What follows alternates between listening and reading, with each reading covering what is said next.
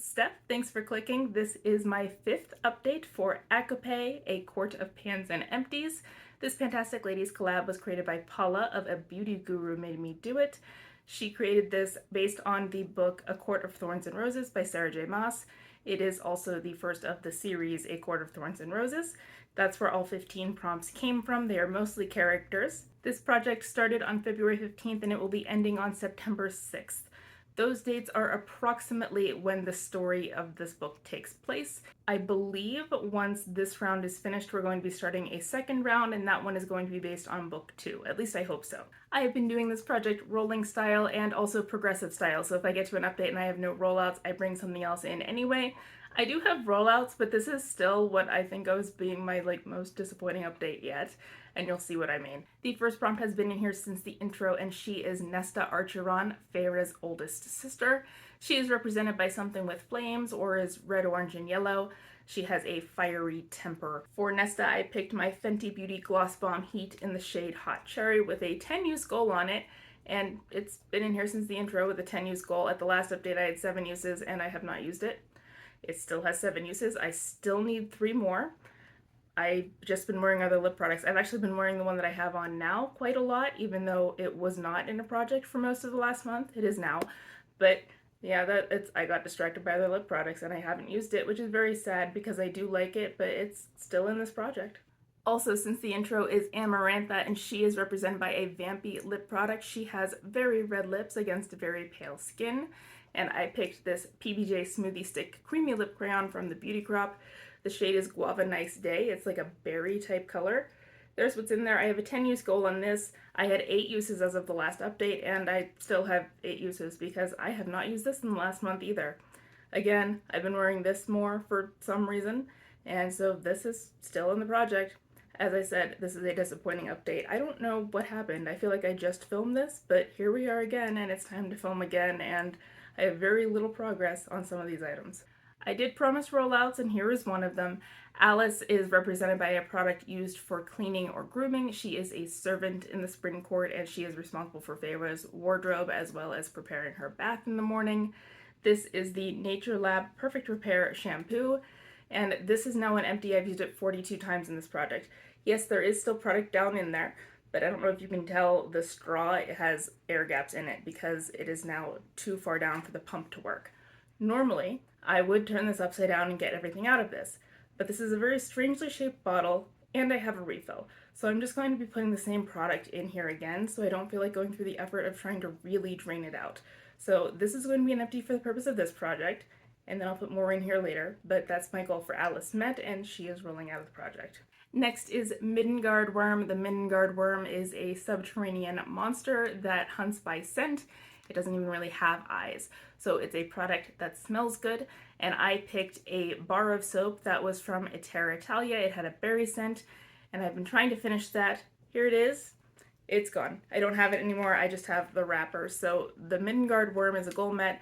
I did really like this soap. I had had it for years. It was a gift I got from my mom for Christmas, and it had been sitting in a closet or in the cabinet under my bathroom for a very long time, but I finally used it, and it still smelled very strongly of berry. So I'm actually very impressed by the quality of this soap. I am very glad that I actually got a set of 3, so I have 2 more. It's not completely out of my life yet, which is awesome. And I look forward to using the other 2 at a later date, but for right now, it's just Midgard Worm is a goal met. Next is the Surreal, a product you are scared to pan. The Surreal is a very scary looking type of fairy, but he ultimately ends up being an ally for Feyre, but she just meets him in the first book and encounters him once. The Surreal is magically able to tell you things that are true. If you catch it, it has to answer your questions truthfully. And so that's why she was looking for him, and she did find him, and she had some questions answered.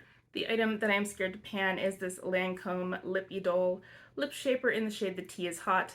This is because I have never completely finished a lip liner, so they're kind of scary to me, and also this is going to be competing in one that I have in 50 Shades of Black.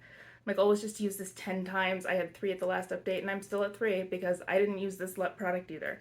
I have 3 lip products in this project, and I didn't use any of them in the last month. And I'm not sure how that happened, but it did. I will be doing better for next time. My next prompt was Feyre, and she is of course our hero, and she is a resurrection product.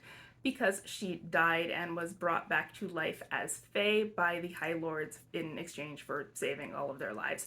So I brought in this eyeliner that I had in Panner's Bingo almost all of last year, and I've been trying to finish it. At the last update I had 9 uses and I am now up to 15, so I did get 6 more.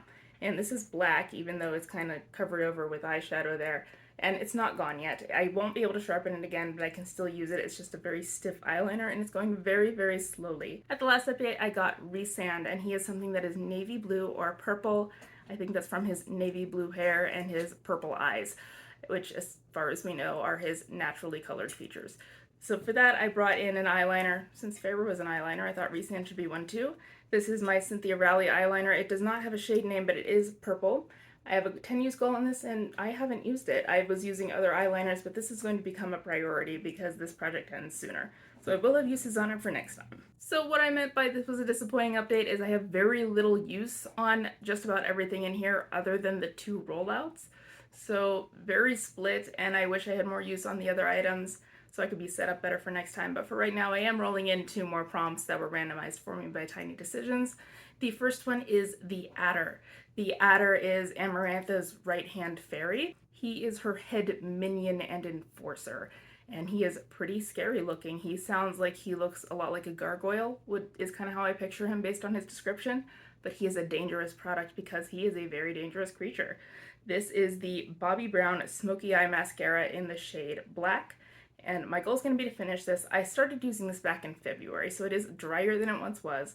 I don't think it has that much use left in it, but my goal is going to be to finish this for the Adder. It is dangerous because I have stabbed myself in the eye with it. I mean, you know, it's painful, and I'm sure everyone's done that with a mascara at some point. I have done it with this one, so this is going to be my Adder product. And the second prompt that I got is Elaine Archeron, the third sister. She's actually the middle child. A lot of people seem to think she's the youngest, and I think that's because of the way she acts. She acts like she's less mature and less capable than the other 2, but she's actually the middle one. Feyre is the youngest. Elaine enjoys pretty and feminine things. She bakes bread, she plants flowers, and she is represented by flowers. It seems that the other characters think of her as being very delicate. She is a product with a flower in the name because of her affinity with flowers. I picked this Voesh Petty in a Box in the scent Lavender Relieve. So lavender would be my flower right there, and I'm going to be finishing this for Elaine. It is a single-use item, so that shouldn't be too hard, right? Next update is going to be the last one, and given my poor performance for this one, I'm not going to promise to meet goals for next time because I don't want to jinx myself, but we'll see if I can do better than I did this time, at least, on a lot of those items. So wish me luck with that. At this point, I'm going to go pull out my book. I did flag some things in here last time I read through it, which was just the second time I've read it.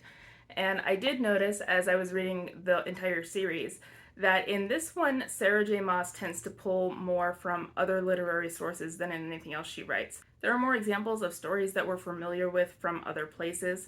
So while Crescent City has more evidence of the Maas verse in it, this one kind of connects with things that we already know about and more fairy tales in particular. The most obvious fairy tale that she pulls from is Beauty and the Beast. This is essentially a retelling of Beauty and the Beast, the first book is. There are a couple of hilarious scenes that are very reminiscent of the Disney movie in which Tamlin forces Feyre to join him for dinner and they have this very awkward date, and Lucian is filling in the roles of both Cogsworth and Lumiere by asking awkward questions and encouraging Tamlin to try to connect with her. This is from page 60. They watched me, too closely to be casual. Tamlin straightened a bit and said, "You look better than before." Was that a compliment? I could have sworn Lucian gave Tamlin an encouraging nod. And your hair is clean. Perhaps it was my raging hunger making me hallucinate the piss-poor attempt at flattery. Sarah J. Maas also does not miss the chance to reference literal fairy tales, as in the stories about the traditional Celtic fairies. They were not Tinkerbell pixie-like creatures like we think of today. The fairies of the old folklore were kind of dangerous and mischievous, and some of them were malicious. So they were kind of like a cautionary tale at times, kind of like an ogre. It's you tell your kids don't wander too deep into the forest or a fairy might kidnap you, you'd be taken to the fairy realm and blah blah blah blah blah. The characters within ACOTAR do kind of make fun of that fairy tale though, even though there are some elements that are similar. We do see that Feyre has in fact fallen into the fairy realm, so to speak, and she is separated from her world. So that does fall into that original myth there. But we do hear Lucian talk about how they don't necessarily follow all of those stereotypes. Lucian smirked. We also dance with spirits under the full moon and snatch human babes from their cradles to replace them with changelings. They don't actually do this within ACOTAR. Lucian is teasing Feyre's lack of knowledge about their culture, which, to be fair, they are separated by a literal wall, so that's not really her fault. The parallels with Beauty and the Beast turned up early on, but whenever Cinderella appeared later, I kind of laughed a little bit. In this case, though, the Cinderella parallels are more with the original Grimm stories as opposed to the Disney version. In the original one, Cinderella had told her stepmother and stepsisters that she did want to go to the ball, which they found very funny. They gave her some tasks to prevent her from doing so. They kept her busy doing stupid things that meant that she couldn't get ready on time. From page 337, I dunked the large brush into the bucket the red-skinned guards had thrown into my arms. I could barely comprehend them through their mouths of full, long yellow teeth, but when they gave me the brush and bucket and shoved me into a long hallway of white marble, I understood. If it's not washed and shining by supper, one of them had said, its teeth clicking as it grinned, we're to tie you to the spit and give you a few good turns over the fire. With that, they left. I had no idea when supper was, so I frantically began washing. My back already ached like fire, and I hadn't been scrubbing the marble hall for more than 30 minutes. But the water they'd given me was filthy, and the more I scrubbed the floor, the dirtier it became. When I went to the door to ask for a bucket of clean water, I found it locked. There would be no help. Feyre was actually incorrect here because, like Cinderella, she did get a little bit of supernatural help from a mother, though not her own. 2 pages later, on 339, I bowed my head to the Lady of Autumn Court, and she inclined her chin slightly. I suppose that was honor enough. For giving her your name in place of my son's life, she said, her voice as sweet as sun-warmed apples. She must have been in the crowd that day. She pointed at the bucket with a long, slender hand. My debt is paid.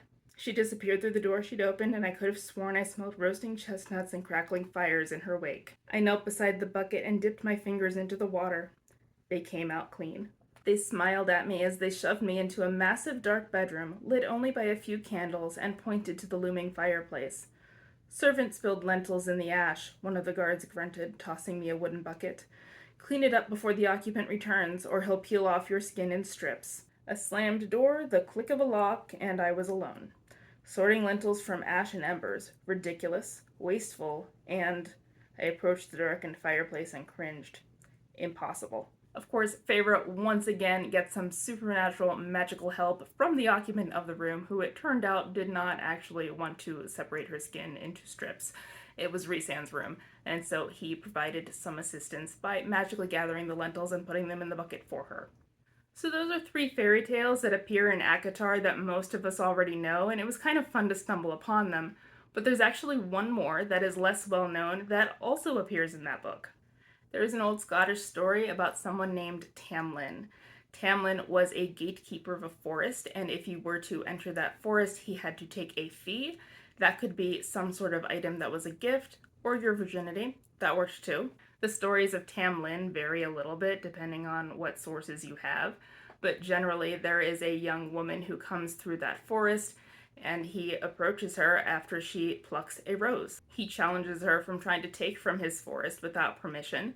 She tells him that she is allowed to be there. It's her forest, or at least her family's forest, so she's not trespassing and owes him nothing, and she leaves. Sometime after leaving, she finds out that she's pregnant, and she goes back, and she asks Tamlin if he was ever once human. And he tells her that he was mortal at one point, but he's not anymore, and that he is a prisoner of the Fairy Queen. He then asks her for her assistance in trying to free him from his captor queen. Of course, that is something that Feyre does for Tamlin. She frees him from the Queen of the Fae, as she has proclaimed herself after taking away the powers of the High Lords. So that is something that happened, and the inclusion of a rose in that story is just another parallel, since we have entered a court of thorns and roses. So those are the 4 stories that I found within A Court of Thorns and Roses. If you found others, I'd be curious to know about them if I missed them. So please tell me if you did. There are other stories in other books. So that was just from the first book. There are others later in the series. Some of them are fairy tales, some of them are biblical, but those appear later as well. So with that, I'm going to head back to my real world, but I will see you next month. Bye.